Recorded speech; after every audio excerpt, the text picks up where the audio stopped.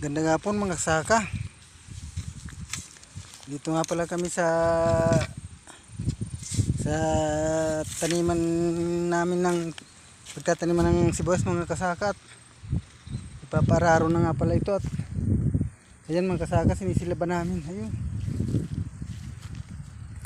Ayun mga kasaka.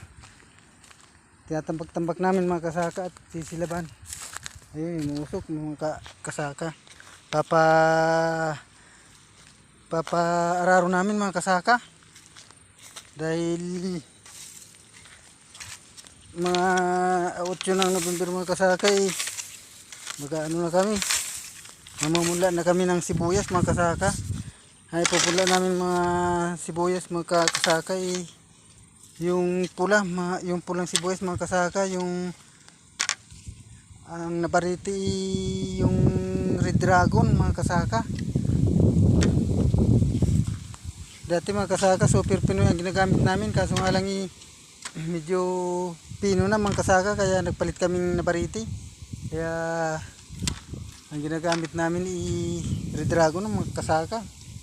Testing namin mga kasaka kung maganda talaga yung kanilang paglalaman. Sabi nila magaspang daw mga kasaka, kaya testingin namin mga kasaka. Ay mga kasaka, maluwang yan, yun sa banda din mga kasaka nasira, kaya papararo namin mga kasaka. Ayan, papararo namin mga kasaka para maganda yung resulta ng tanim mga kasaka. Kaya pala mga kasaka, nag-iinipon ko nga pala itong mga ano mga kasaka, itong pinagtanggalan ng mani mga kasaka, dahil tinaniman kasi itong mani mga kasaka, kaya obligado lang talaga linisin para pag pinararo hindi mabaran yung pag-araro nila mga kasaka. Ayan mga kasaka.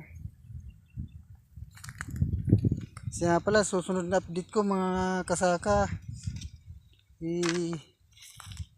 bukas ulit mga kasaka. Good luck.